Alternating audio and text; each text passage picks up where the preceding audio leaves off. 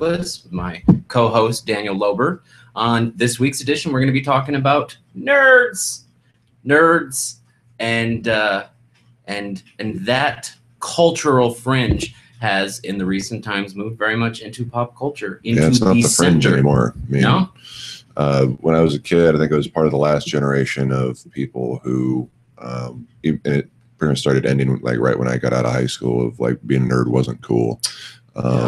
You know, it's not nearly the same status as people in the 70s and 80s where, you know, it was high water khakis and pocket protectors and, you know, programming with punch cards and the hallmarks of a pioneering culture. I was part of a laptop program in high school where, you know, you could bring a laptop to school, do all your work on it. Right. You know, the curriculum was specifically tailored for the people in that group. And so all we ended up doing is playing Counter-Strike all day in class with headphones because, you know, your screen is up facing the teacher, they're teaching the class, and you're just like busy murdering people digitally. So yeah, I went to like networking camp when I was, you know, between junior high and high school, and, you know, building Cat5 cable and servers, and even that was a lot more sophisticated than computing technology of 10 years before. Right.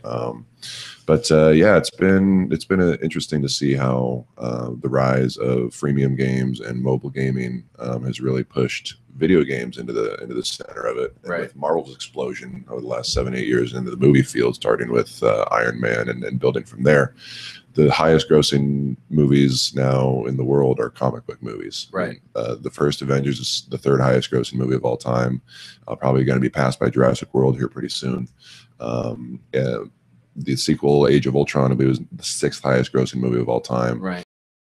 So, and I think last year Guardians of the Galaxy did like 775 million globally, which is pretty crazy considering the comic it's based off of is pretty shitty and not very widely known outside of hardcore comic culture. So it's been this giant explosion from, you know, the first Spider-Man movie coming out like, what, 99, 2000, 2001, whatever that was. And people have been blown away by how successful it was. And then 15 years later, it's hard to get a movie made with a 9-digit budget that doesn't have somebody in tights on it. So now, do you think the explosion in the popularity of comic book movies is the main impetus for nerd and fringe culture moving into the center of the zeitgeist?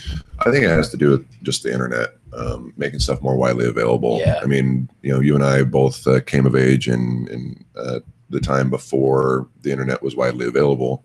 And so if you wanted to read a comic book, you had to go to the comic book store. You had to find an in somewhere. Right. Kind of like with music, you had to find a way in somewhere to something that you were interested in.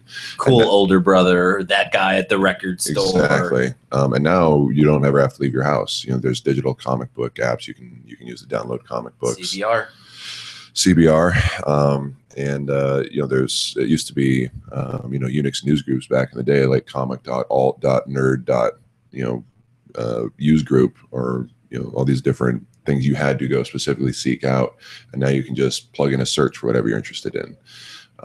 So yeah, I think the comic movies have definitely helped put that kind of thing in the mainstream through merchandising and trickle down spin-off product lines. But no, the internet is the great democratizing force for the spread of information, and it allows every kind of subgroup on planet Earth to connect, regardless of geographical or religious or class or any of those usual restricting boundary lines can now just be superseded by an internet connected device. I remember when I was a freshman in high school, I moved from New York City down to Florida, and I had difficulties finding, you know, a group of friends, like many kids do when they move to a completely new region. And the first group of friends that I made were the people who lived around me, friends in my neighborhood, longshore lakes, communities, typical Florida bullshit, you know, the gay, the old people riding trikes around. But there was a handful of kids, and I remember the first time someone from the neighborhood came over, I was so depressed that I didn't have any friends yet. I'd been there for 3 months and I hadn't met anyone. And I was sitting in my underwear in my room on the floor playing Legos.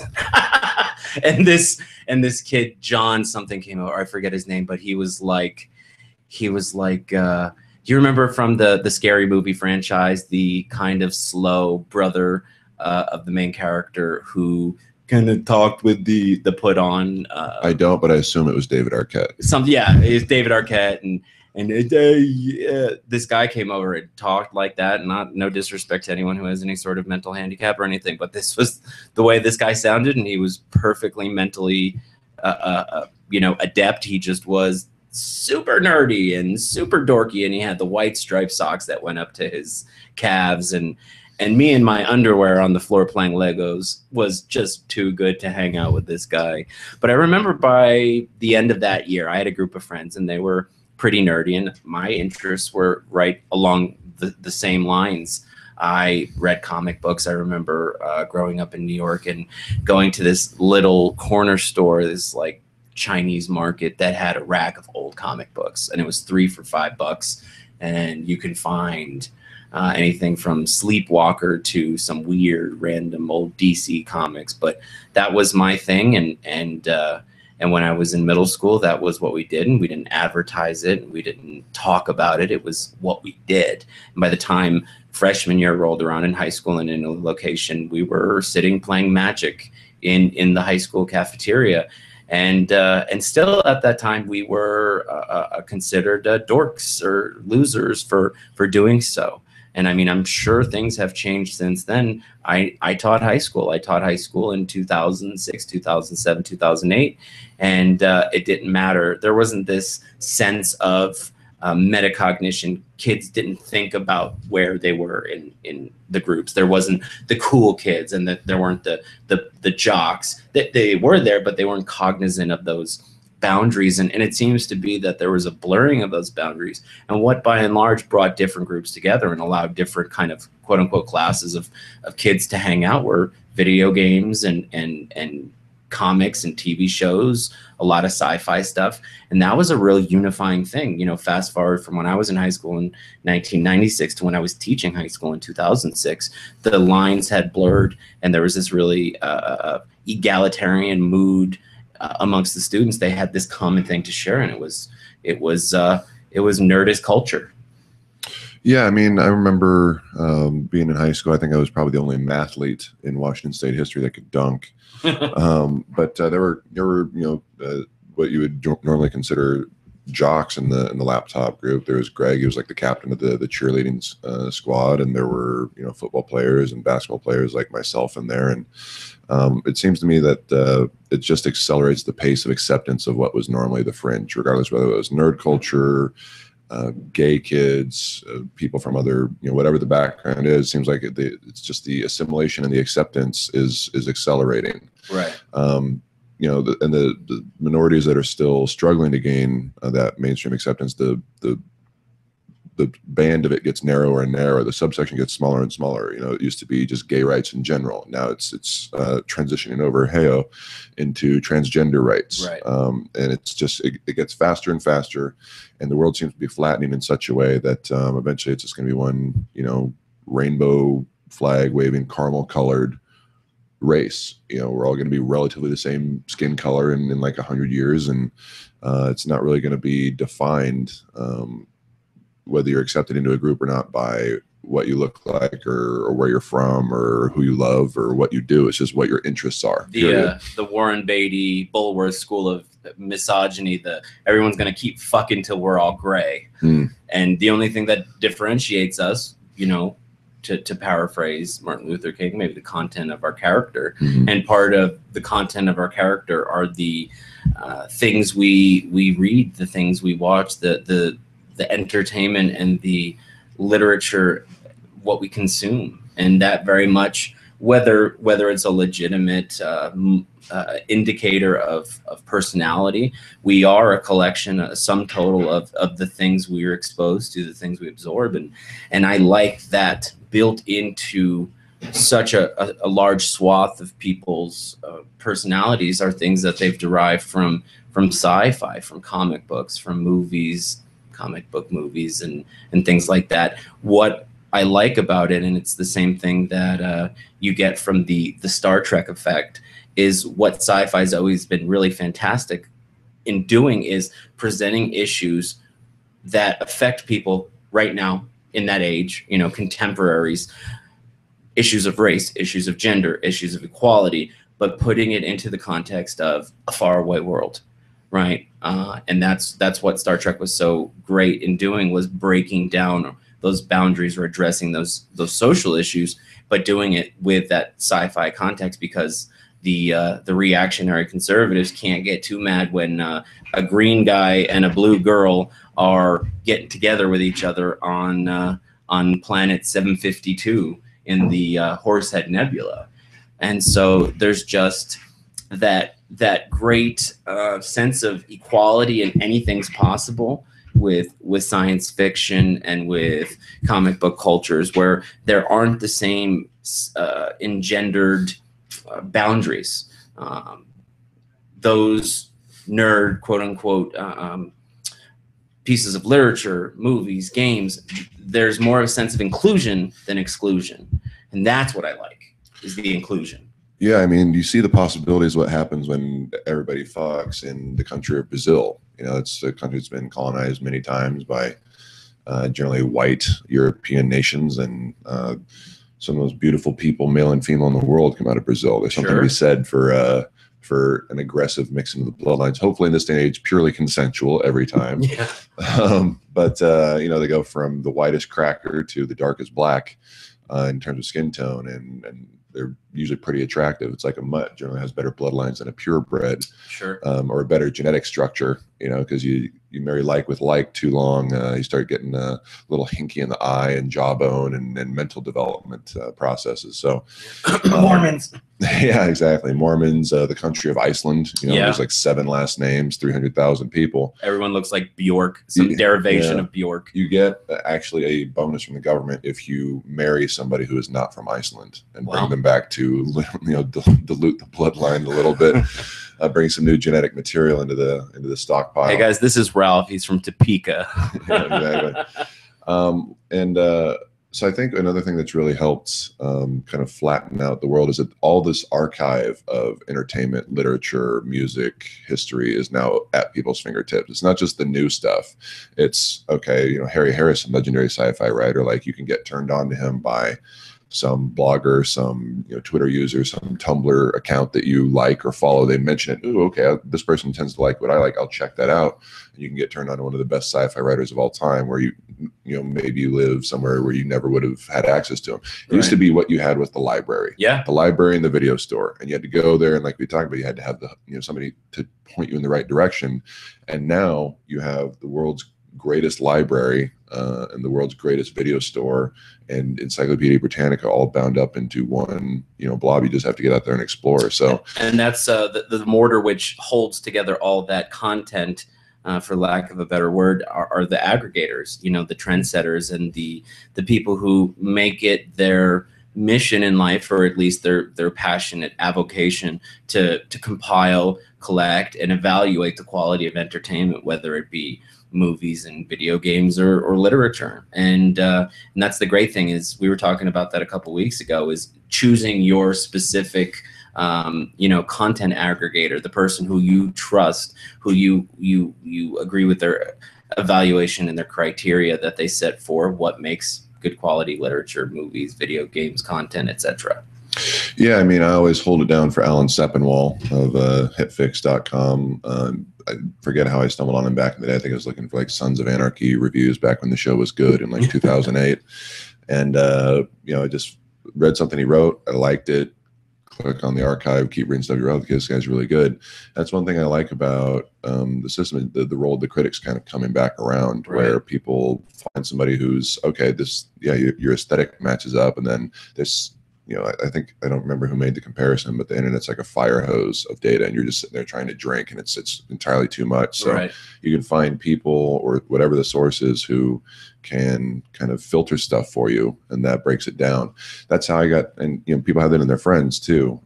Two of my favorite examples recently is, one is John Wick. Is that action movie that Keanu Reeves came out in 2014, and the trailer looked like incredibly stupid. You know, Keanu's a sad man whose wife dies, and then these Russian mobsters like kill his dog and steal his car, and now he's out for revenge. Like, Right. that sounds like a bad SNL sketch pitch. Right. And part of my stupid human trick is knowing exactly where I was when a certain conversation happened. And I was driving on I-15, getting off on the Flamingo exit, and I remember the hilarity with which you described that trailer, and yet it was a great movie. A buddy of mine told me, like, well, it wasn't a great movie. It had great action scenes. Great action. And my buddy told me, like, hey, man, you got to check it out. I was like, all right, that sounds kind of weird, but he's you know, we like the same things. And I heard it from a couple other people. I'm like, all right, I'll check it out. And it ended up being one of my favorite action movies that I've ever seen. Now, the contrary flip side to that is something like Mad Max Fury Road, where, you know, I watched the Mad Max movies originally, and they were groundbreaking for the time. George Miller basically invented a lot of camera angles and sequences that you see in car chases and action movies. And so they were pioneering. It's not something I go back and revisit, but I saw that trailer and I was like, holy shit. It just knocked me back in my seat. And I was like, I'm going to see that no matter what. I don't care if everybody I've ever met says it's dog shit. I'm going to go see it. Right. And I saw it, and it's one of my favorite movies of all time. Oh, yeah. The movie was mind blowing. Yeah. So there's still it's kind of funny that movie didn't do particularly well. Really? You know, John Wick is getting a sequel. It cost, I think, $20 million to make, and it only made about, I think, 40 to 50 million in theatrical release, but it made another like 38 million on demand, and then DVD sales, which has been a dying market for about a decade. Yeah, I was gonna say people still buy DVDs. Yeah. So that one's getting a sequel, and Mad Max, we're not sure. That budget was 150 million, and it's grossed about 357 worldwide. And generally, your break-even point on a 150 million production budget is about 450 million, right? Or at least that's sequel land. But Pacific Rim was about the same thing, and that's getting a sequel. So I think one of the benefits of something like that being so good and people liking it so much is that people tend to take a shot on a sequel just because of how artistically great it was. Well, and it did make some money. Well, that's part of what I think is the difficulty with at least the summer blockbuster or the large budget action film is choosing something that's an original script, original idea. I mean, a lot of people, I remember reading on the internet how the people who poo-pooed Pacific Rim, the people who enjoyed the movie or recognized that it wasn't a Transformers or some sort of franchise that had already existed, they were saying, look, this is a new thing. Sure, it's derivative and it's based on Godzilla and Voltron and a bunch of other things that already existed, but it's not a Jurassic Park sequel. It's not a Transformers sequel. And so that's part of the difficulty is finding new content or recycling something as old as a Mad Max and bringing it into that summer blockbuster cycle. But that I'm perfectly fine with finding good movies, and then if they legitimately have validity, yeah, I'd like to see sequels. I'd like to see them revive those and have 2 or 3 more if they're well done. Yeah, I mean, I'm a finance guy, so I get it. Like, if I was going to be asked to spend, 9 digits making and marketing something, why would I want to go with something that's unproven when I could go with something that has a built-in market that I know I can at least leverage that? And if they like it and spread the word, then we stand a much higher chance. I mean, if you go at it purely on numbers, which is what the movie business is these days, that's how you should go. Right. And you will get fired if you don't. Now, if you're the visionary who's able to put out like a John Wick and say a Mad Max does a lot more money and Pacific Rim does a lot more money, then hey, you can be the studio executive version of like a Christopher Nolan, who's like started off taking risks with his smaller movies and then did big blockbusters, and now he does his own original idea big blockbusters. Right. But that's one guy in the world who's able to really do that. Him and probably Michael Bay. Are the 2 guys who they come to you with an idea to make a blockbuster, you'll probably greenlight it because of their track record of success with blockbusters. Right. But even Michael Bay, his passion project from a couple years ago, Pain and Gain, with Marky Mark and Dwayne Johnson, that movie was not very good and it did not do very well. Right. And it didn't have a very high budget, so it was proof positive that Michael Bay's name alone cannot sell something. This dude who made Bad Boys 1 and 2, The Rock, Armageddon, the entire Transformers series. Don't forget Pearl Harbor. Pearl Harbor, The Island. I mean, out of all those movies, only The Island really didn't make a profit. But so like that guy's got a 20-year track record of making 500 million to $1 billion plus movies, movies that gross that amount, and he still can't push an original concept too far, even with a limited budget. So yeah, with such a fragmented landscape with the media, it's that much harder to get people's eyeballs on something. It fascinates me that Jurassic World is doing so well. I mean, I didn't think it would do badly, but I didn't think it would already be the 5th highest grossing movie ever. It's been out for 3 weeks. I mean, it might be number 3 by the time it's said and done. It's got, I think, 150 million to go to catch the first Avengers movie. Even the memes surrounding that movie are pretty epic. That Chris Pratt. Again, let's not contribute to the cheapening of language. The memes are not epic. Epic is like a galaxy or an ocean or Mount Everest. A picture of like fucking Chris Pratt riding a Tyrannosaur is not epic. The prolific nature with which the memes have spread around Jurassic World are pretty not epic, but even surprising how much coverage is put around that movie. But I want to go the other direction and look at, if there are good ideas, how can they get brought into the forefront without that massive budget? And one of the things we've talked about recently is Con Man, Alan Tudyk's passion project with Nathan Fillion. They're creating a Vimeo content of the Con Man. Vimeo is the platform it's going to be released on. Right. They kickstarted the entire budget. They were going to film it, and now Vimeo has basically picked up the distribution for it. Exactly. Basically, you just have to be able to make it cheaply. Yeah. You can release shit on the internet for free forever, or at least until Comcast successfully lobbies that you have to go through them, and they can throttle your bandwidth if you don't. But you just have to be able to do it yourself, and for not a lot of money. So if you want to make your own Pacific Rim, good luck, kid. I hope you're really good in CGI programs and you can do it all on your computer yourself. And that's the beauty of ever increasing computing power and the power of software packages. You look at the music industry, you can make, produce, cut, mix, master, and release music from your living room if you want. I mean, it used to be you had to have a studio. Matt and Kim did their new album in Highland Park on a MacBook in GarageBand right. Well, let's not put Matt and Kim up there with like Radiohead in terms of production quality. It's like a dude and a girl with like a ukulele in a garage. So that's always been possible. You could just do that into an audio setup or an analog setup 50 years ago. But no, I mean, you can get really complex, advanced, layered, music with a bunch of tracking and incredible mixing and mastering. You can do it yourself. All you have to do is be able to learn it, and then spend a couple $100 on software. So editing software for film has gotten a lot better, obviously, over the last 10-15 years, and now with prosumer cameras, with the 5D Mark II a few years ago, it's continuing to accelerate and get better. Eventually, probably within 5-10 years, you'll be able to have somebody who spent $5,000 on equipment and was able to make something that looks like a $50 million budgeted project from the beginning of this century. Right. It's just getting that much better, that much quicker. We've talked before about how Louis C.K.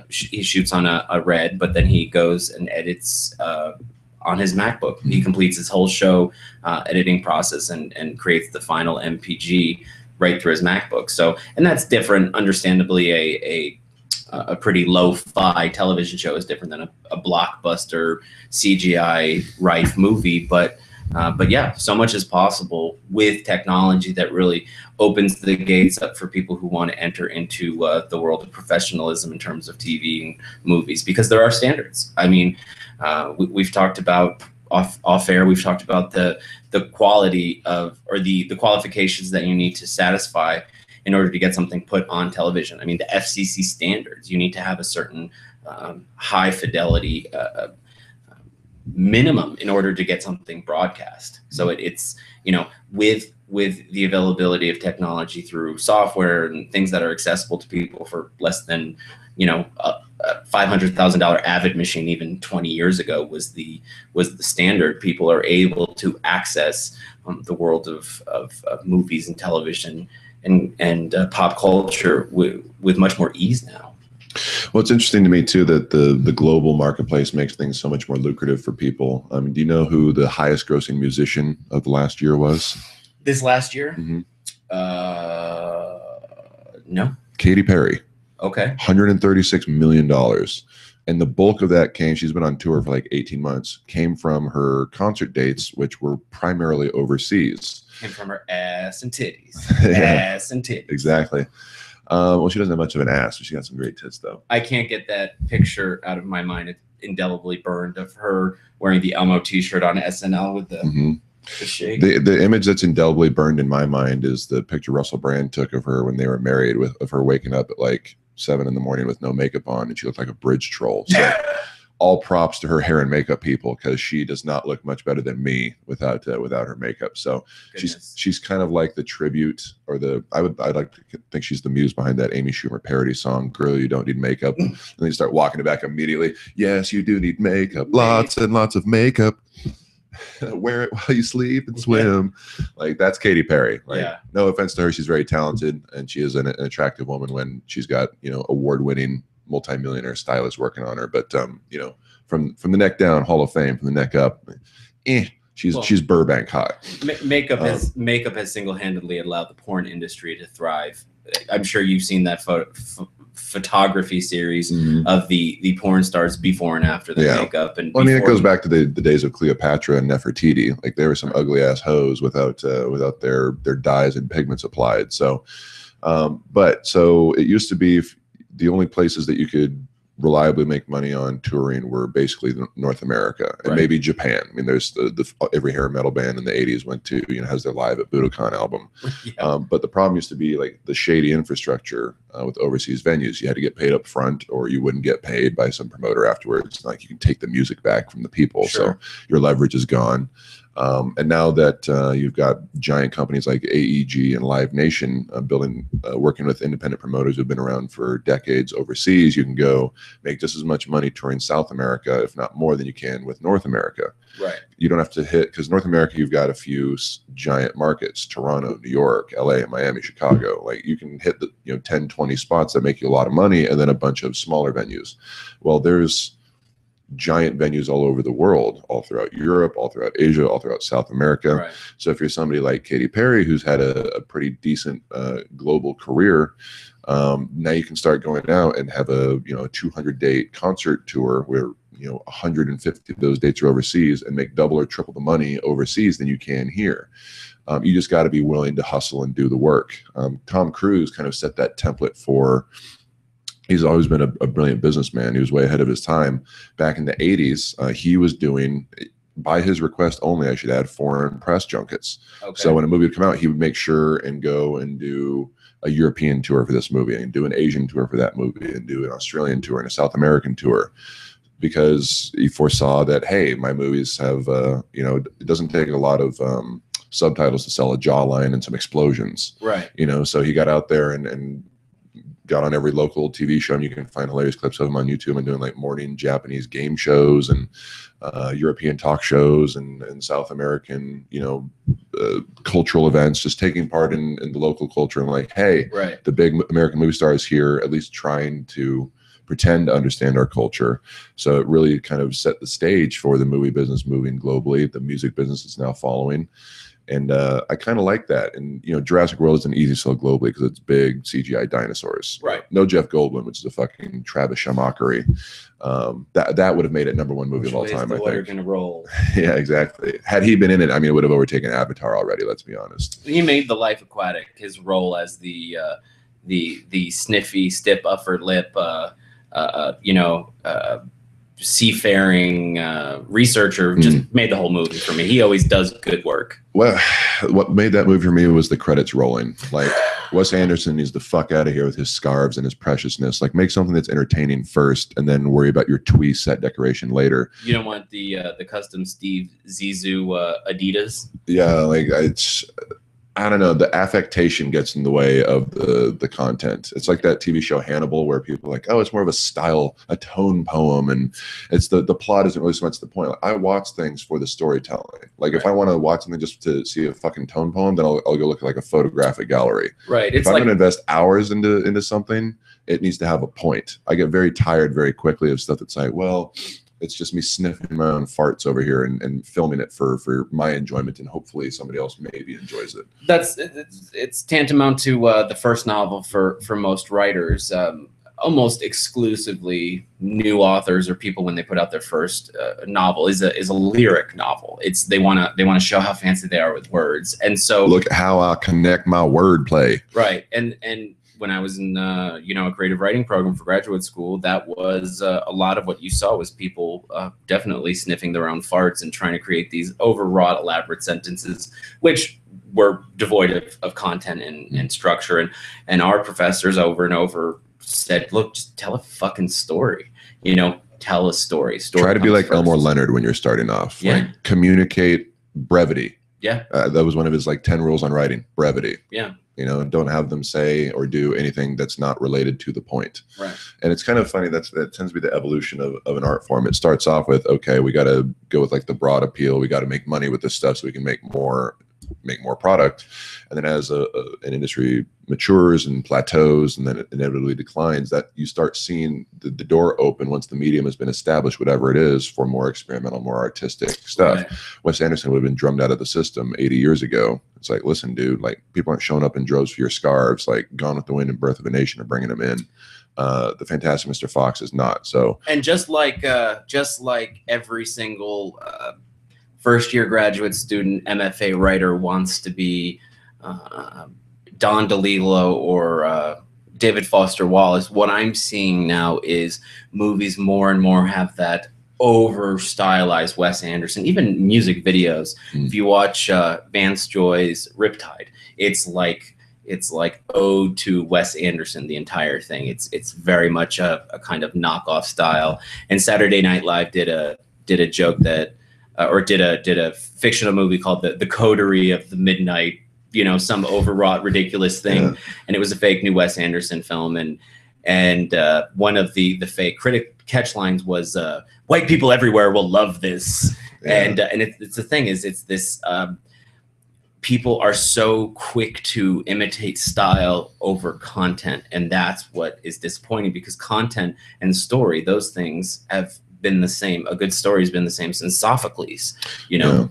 Well, that's what I've always liked about music videos, actually, because I give those a pass for being ridiculous, because the content is the music. Right. I mean, you're just framing whatever kind of narrative, visual, anything you want around the music, because that is the point. Right. People are watching because they like the song. Sometimes the video becomes more famous than the song, arguably, with 9 Inch Nails' Closer being a prime example. Paranoid Android. Exactly. So you always usually see breakthroughs in cinematography and narrative things in music videos, because it's by definition so compressed. Right. You got 3 minutes, you got 3 days to shoot, you got $50,000, go nuts. The artist really gets to dictate generally what they want in their music video once they're a little bit established, have a little bit of control. So you can have a performance video, you can be flying through outer space, you can be Yngwie Malmsteen and be playing a fire breathing guitar as you fly a pterodactyl through outer space. I always like Spike Jonze stuff, like the Fatboy Slim videos that he did were Weapon really of Choice. Oh yeah, Weapon of Choice. Probably the best music video ever made. Oh yeah. And if you were pitching that as people would laugh you out of the room, like Christopher Walken dances by himself. That sound, and then he's flying Crouching Tiger, Hidden Dragon style. But it's brilliant. It's amazing. And it works with the song. Yeah, it's brilliant. It's fantastic. So I love that for an experimental format. What I don't like is, again, it's some 90-minute, ostensibly it was supposed to be a narrative, but there doesn't seem to be a point, and it's just a dude. If Christopher Walken is dancing with 90 minutes without Fatboy Slim as a backing track, and he's just like flying around a lobby, and it goes on for an hour and a half, like I'm checking out 3 minutes in. Yeah. I love you, Chris, but no, this is what the fuck? Why? why is this happening? I mean, that's, if you were going to be a storyteller back in the day, sitting around the campfire, you know, handing down some oral history, and you talked about how grandpa went out smelling wildflowers one day, and you just kind of wandered around and described wildflowers, and then that's what happened. Like, you would no longer be allowed to tell stories around the campfire. Right. So there's obviously a place for that. People enjoy that. It's like they shouldn't be allowed to do that. I just don't like that taking up valuable real estate that could be given to somebody else in the multiplexes, you know. But then you see too how, again, the flattening of the world. This guy made this 3-minute, I think he was Argentinian, made this 3-minute short about like CGI monsters blowing up a city, and it looked incredible. And he made it himself on his home software for like $3,000, and he ended up going on to direct the new Evil Dead movie, which was, that was horrifying. Like, I love the Evil Dead, just, you know, slapstick comedy horror. Sure. And then the new one was just pure nails on a chalkboard, really well done horror and blood and scary. And I was like, I had no idea what that was going to be going in. I was like, Jesus, this is dark. Yeah. And it's, so somebody like that would never have gotten an opportunity ever. Like, you want to go from Argentina to Hollywood, good luck, dude. But because some people saw that video online, it got passed along to them. Holy shit, this guy's stylistic choices are interesting. Let's go ahead and give him a shot with this. Basically anything you put online can be an audition piece. Yeah. You know, Justin Bieber got discovered off of YouTube, which is arguably a detriment to Western culture. But, you know, it's a really good platform for getting your content out there. And even if you never make it in a traditional media platform, whether it's TV or radio or what have you, you can find and build an audience and build a living and build your own career on your own terms, with nobody telling you can or can't, or you should do this, you should not do this. So it opens the door for a lot more garbage, but it also opens the door for way more good stuff to get through. And that's something that I'm pretty fascinated with, and I want to talk about the fact that the nerd culture and sci-fi and geek culture, things have moved into the center of culture, gives us an opportunity to have so many more opportunities to see big budget comic book movies, to see things like con men produced and brought to the world, even on Vimeo. So we have a lot of opportunity to see more of the content that we as nerds want to see. But do you think there's a flip side to that? Do you think there's a kind of homogenization or a deterioration of the culture of this genre because the fact that it's moved into mainstream? Do you think that is corrupting it? I mean, I'm sure in the eyes of the purist it is, but because it opens the door for a lot more eyeballs on comics, it opens the doors for a lot more experimentation to be done with comics. Right. You know, people can publish their comics independently now. My partner in my print shop is an independent comic book publisher, and he is able to make a living by publishing comic books from just people that he knows or who submit their artwork to him. He likes it, takes a chance on it, buys it, publishes it, right, sell a few thousand issues, and make enough money that everybody can make a living.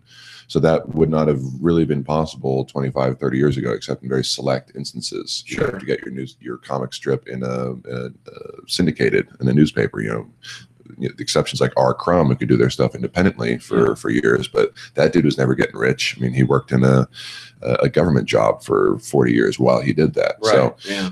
Nowadays you can do something like that and put, even if, I don't know. I mean, stuff I'm sure does get homogenous to a certain extent. I mean, you know, you see like A-list actors now showing up in comic book movies because they can afford to pay their quote, and it's really well done, but it's still a comic book movie. There's certain tropes that you're generally stuck working with.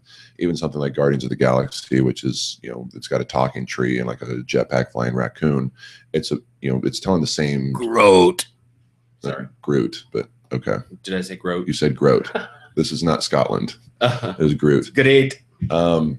But yeah, I mean, you're going to see more and more. I mean, they're running out of ideas, right? You've seen like shit like Ant-Man now come to the screen, and like I've heard it's good, but I don't give a shit about Ant-Man. And Paul Rudd he's okay. He's context dependent for me. If he's in something that looks good, I'll watch it, but I'm not flocking to the multiplexes because Paul Rudd's in something, right? You know, so they're already they're already running out of like quote unquote mainstream shit to mine for. It does seem like it's hit a critical mass. That large blockbuster summer comic book movie seems to have surpassed where the really event horizon was in terms of what things really needed to be made have been made.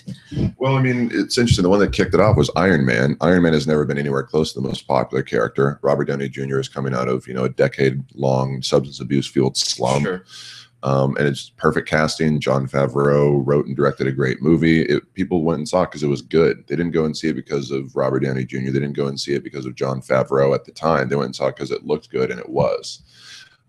So there's always going to be that possibility where some existing intellectual property that you wouldn't pick on paper to be phenomenally huge will open and go wide because of quality. Yeah, I think Guardians of the Galaxy is the perfect example of that. Yeah. I mean, yeah, Chris Pratt is funny. He was great in Parks and Rec, but I have no interest in going and seeing a summer blockbuster just because he's in it. Yeah. And again, I'm a huge comic book nerd. Took a break, but have been reading comic books since 1993. And have been back into it for the last couple of years. But you know, I'd read the Infinity Gauntlet series back in the 90s, and that was cool, but that was by no means the greatest comic book I've read. It was something interesting in the Marvel world. So absolutely. I think you just heard it was good. Yeah. You went and saw it. Exactly. And I think that you have an opportunity to really have those things intersect where you've got maybe a good intellectual property, a good comic book property that wasn't particularly wonderful, but because of the way it was written, the script, the cast, the production, the CGI, everything can come together in a way to make it just a great experience. I'm really hoping that Deadpool is huge when it opens next year, because Ryan Reynolds was born to play that role. Yeah. Basically Van Wilder with katanas. Yeah. And you know, he was the one rumored to be in it for years. And you know, please let it come out, be a hard R. Let it be Ryan Reynolds starring in it, and it's coming out. It's going to be a hard R, so that's going to be a good test of the marketplace. You know, you had something like Kick-Ass come out a few years ago, did really well. Mark Miller at the time was not very well known. He's had 1,000 of his books translated to movies since then, including the very well written Kingsman: Secret Service came out last year. That was really good. Right. But that came out and starred a nobody about an anti-superhero story essentially, and it was a really big success. The sequel was not a success, but it also wasn't very good, so it's kind of interesting. They're making a third one, but it's interesting to see that, like, it's about execution always. You can have a really good story, like John Carter a few years ago is a good example. They mined an existing intellectual property. You know, Taylor Kitsch, who starred in, is, you know, not exactly the most expressive of the A-listers, but he's a decent actor. Really well done movie. He's really good. That one was marketed terribly, and so nobody went to see it because you licensed a book called Princess of Mars. A Princess of Mars is the series. The name of the main character is John Carter, but if you don't call it what it is, what the series is, you're going to confuse the people who is your core audience. So it's about execution and then getting the word out effectively, as always. It's like naming the Harry Potter movies, you know, Dumbledore. It just, I don't think it would be effective. Well, I mean, Princess of Mars came out like 50 years ago. Right. I mean, you know, Edward Burroughs wrote this shit a long time ago. So it has a long time cult following, but you gotta let those people know what it is. You know, it's I'm trying to think of a good analog. I mean, but I don't think that the fans of Princess of Mars were that prevalent to where the lack of success for that movie came from the fact that those few fans didn't recognize what the series was. I don't know. I never saw the movie, but again, that could be to the marketing. I saw a preview. It looked interesting, but not wonderful. Who's this guy I've never seen battling like white fuzzy snow monsters from the island of misfit toys? It looked to me like a facsimile of Stargate. That's really all it looked like.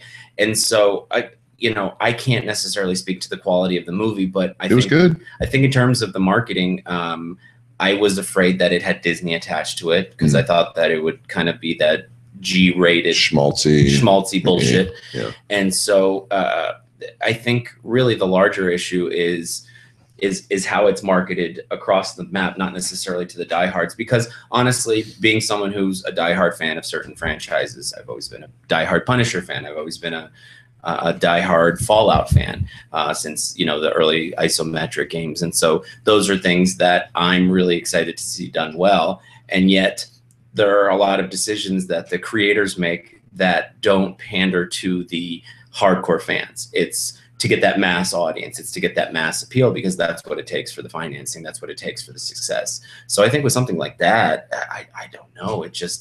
maybe it was just not marketed well across the board, not necessarily just to the original fans. Yeah, I mean, William Goldman, who's a legendary author and screenwriter, wrote the book and the movie Princess Bride, and Butch Cassidy and the Sundance Kid, and The Ghost in the Darkness, and just a ton of really, really iconic works. Right. Said the first rule of Hollywood is no one knows anything. No one knows why it works. No one knows why it doesn't work. If they did, the hit rate would be a lot closer to 100% than the 40, 60 against. Right.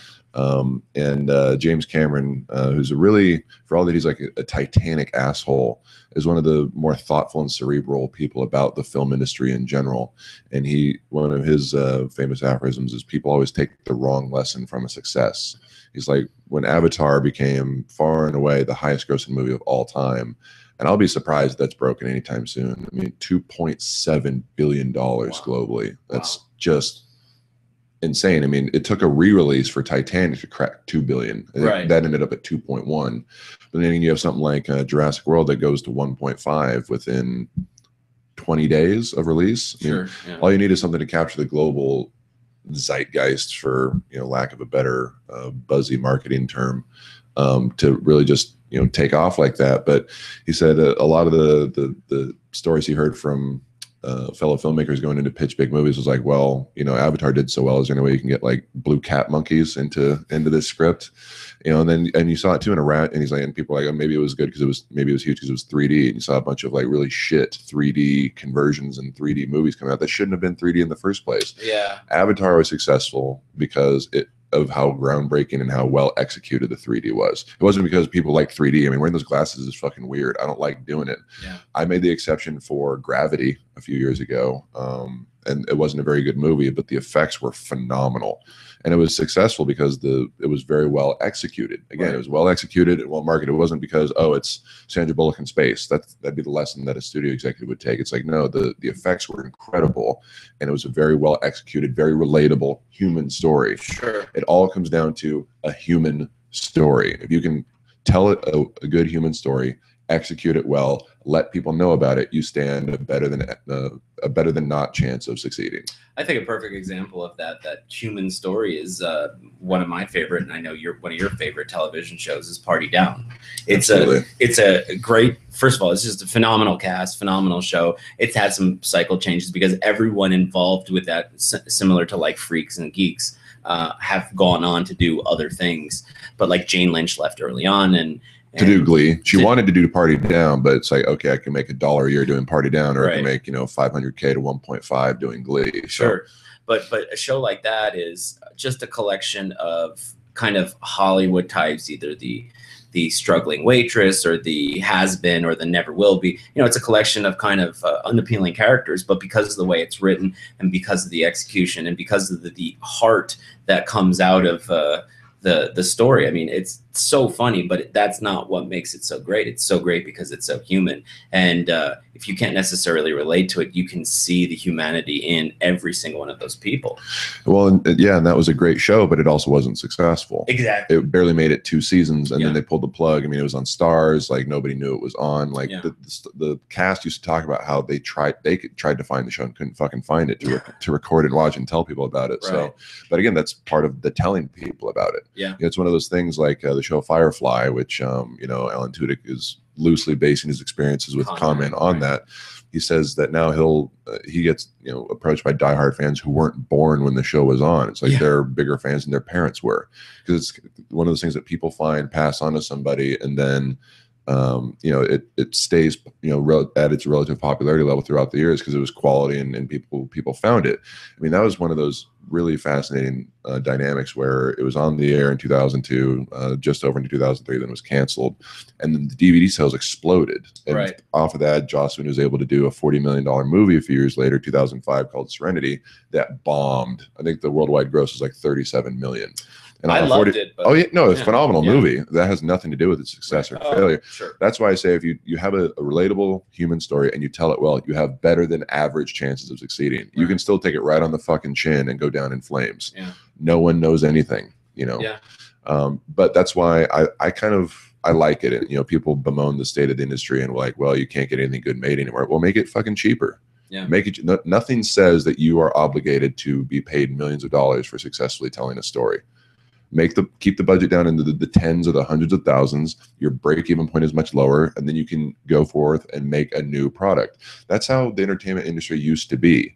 Unless you had a Medici as a patron, you generally got just enough money to get onto the next project. Right. So it kind of winnows out people who want to do it just for money or as a career, and people who do it for passion.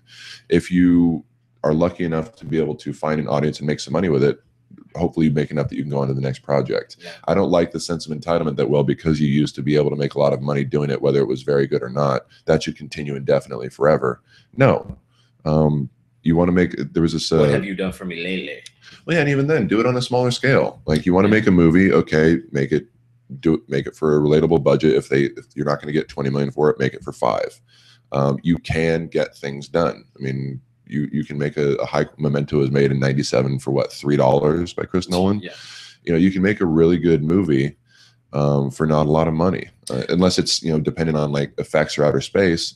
And the key thing to this, and the thing that makes it easier to do, is actors always want to do good projects. Yeah. Very few people get in, and people generally want fortune and fame, but people get into it because they see movies that they love and they're like, I want to do that. I want to make a French Connection. I want to make a Conversation. I want to make a Gone with the Wind. I want to make a insert infinite movie titles here.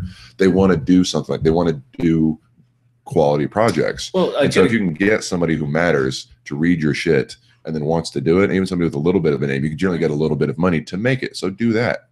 Right. It's like Supermansion. Seth Green is at Comic-Con promoting Supermansion, the new kind of what is it called? Stop motion animation, claymation, in the similar vein of Robot Chicken, about a mansion full of superheroes, which are completely dysfunctional and ridiculous. That would be amazing. Yeah, you got to check it out, Supermansion. But is it already out? Is it on Cartoon Network? Or? I'm not sure if it's out or it's in the process of being released. And is it a show or a movie? I think it's a movie, and I'll have to double check that. But again, in that same conversation, you have Seth Green, who's always done interesting work. He's done his mainstream Hollywood television stuff and movies. He's been acting for like 35 years. Right. Yeah, he was in forever. Brighton Beach Memoirs when he was 8. I think he started when he was like 4. Right. Yeah. And so he's done a lot of good work and writing projects, and he's been involved with Seth MacFarlane and Family Guy, and he's done Robot Chicken. And so I don't know exactly who off the top of my head, but he's got a lot of people signed on for Supermansion because they wanted to work with him because they know who he is, what he's done, and it was a great project. So I think the people in Hollywood, at least from my much more layman perspective than yours, who has been an insider, who has produced things, is that just like anything else, the people who are adaptable, who are ready to reduce the amount of money that they're willing to take or make a project on, and the people who are willing to go to different formats, whether that's streaming, Vimeo, a large 10,000 box office release, a small art house release, the people who can take a project and, regardless of what the medium is, make it in whatever works best with whomever is interested in doing it for whatever it costs. Those people are going to continue to work. Those people are continue to put out good quality things. And thank God you've got that centering of nerd culture, and hopefully, like we said, it doesn't homogenize or in some way disparage it, because I'm so grateful to see so many projects be brought into the forefront and be brought into mainstream culture, because I get to enjoy them. Yeah, that's awesome. There's obviously a homogenizing effect. Whenever something breaks out that's new, it begets more of the same. Right. People are like, oh, they like that, okay, give them that, give them that, give them that, and then it broadens and it flattens out. But there's still room around the margins for other shit to be successful. Maybe not on the same scale, but eventually something new will break out, and then that'll be, begat more of the same. I mean, if Deadpool is a huge success next year, I wouldn't be surprised to see a bunch of hard R, fringe, smart ass superhero movies get made after that. I mean, Kick-Ass was seen as kind of a one-off. If Deadpool can do it, you'll probably see a Lobo movie after that. Have The Boys been made yet into a movie? No, that'll be a tough sell. Yeah. That's always, I think, going to be better suited to probably a TV series. Yeah.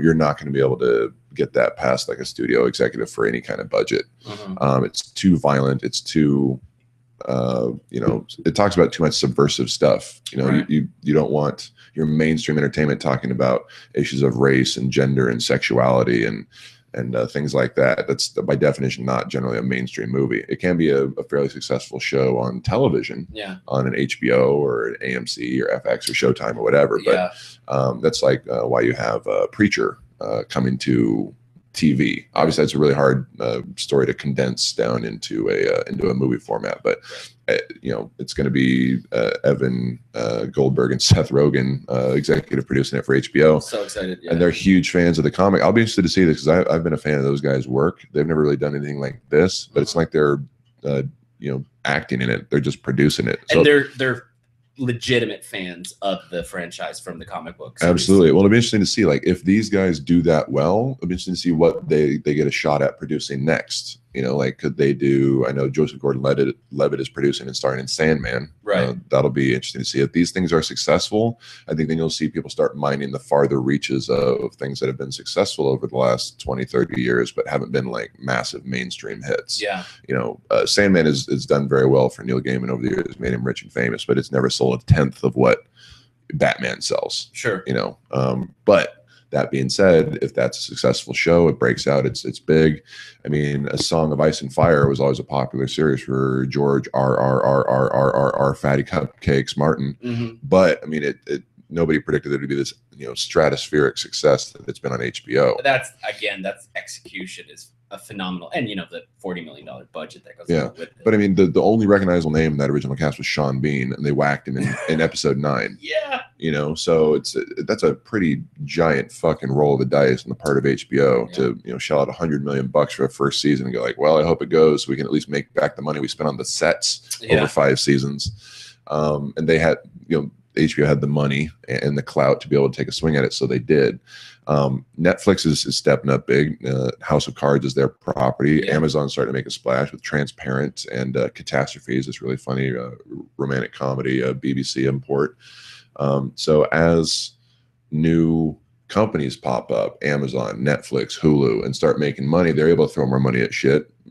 Chances start getting taken on other stuff because the big boys they've got the Spider-Mans, the Batmans, the Supermans. That's not going to pop up on Hulu anytime soon. And even not but those people have money now to start throwing money at other projects, and as those become successful, a rising tide lifts all boats, and the tide has never been broader and wider than it has been currently. And not even necessarily just like the Netflixes and the Hulus and the Amazons, but the networks that haven't necessarily done original content. AMC, because of the success of Mad Men and Walking Dead, Breaking Bad, are able to continue to make great quality television shows. FX has come up with some greater and greater shows because of the success of It's Always Sunny in Philadelphia and Archer and their original content that has done well.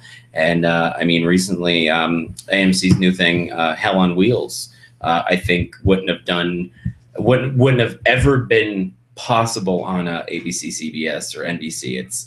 It's again subversive, dealing with issues of race. You've got a Southern Confederate soldier who left the war, and he's the good guy. And in the first episode, he kills a former Union soldier, and it's this kind of blurred anti-hero that just wouldn't be possible in an earlier kind of network format. Yeah, I mean, all it takes now, I mean, the music industry is a good example. It used to be a record had to go platinum to be considered a big success. Now you sell 100,000 albums, it's a big success. So as the bar for what constitutes a success gets lowered, any kind of outlet or artist or platform that produces that success is now generally able to parlay that into more opportunity, more capital to do something else. It's becoming a little bit more meritocratic, which is good. So it'll be interesting to see how it develops in the future. I mean, we as the consumer are the ultimate benefactors of it. Like you pointed out, like, you know, we're not obligated to watch any of this stuff. People are going to keep making products to be consumed because entertainment has always been storytelling has always been the chief entertainment and diversion for humanity. It takes your mind off the mortgage and the rent and your job and the world. And so there'll always be content coming, and the more content, the better. people like to complain about how there's so much more crap out there. Well, nobody's obligating you to watch it. Yes. Yeah, if you're a critic and it's your job to watch this shit, well, too bad. Do something else if you don't like it. Right. But like I can watch something on Vimeo or on YouTube, or never touch a TV again and still have access to all this incredible stuff. And people around the world can also benefit. I mean, that's only a benefit to humanity as a whole. Yeah. People can have their lives changed for the better by something from a country or an outlet that they never would have imagined existed. I mean, it used to be hard to get anime in this country, and now you can get films from Bollywood and South America and Australia and Europe and India. And I mean, Neil Blomkamp broke out as a director based off District 9. That dude was working out of Joburg in South Africa, with a budget of like 12 rand. And now he's he's making the new Aliens movie. Yeah, District 9 was phenomenal. One of the best movies in its genre I've seen ever. Yeah. And just again, Elysium, not so much. Chappie, not so much. Yeah. But it's he's a good director, and he's getting a shot, and he might never have gotten it even 20 years ago. Right. And yeah, absolutely, it goes both ways. As the platforms for more television, movies, music, games expand outward to the rest of the world, we also have the opportunity to get what's coming from other countries. I was spending an evening the other night looking at the Korean television channels. Not anything super fascinating, but me, I like travel, I like other cultures, and so I spent time watching Three Brothers, a show about Korean brothers in Seoul, and so yeah, I think like you said, a rising tide lifts all boats.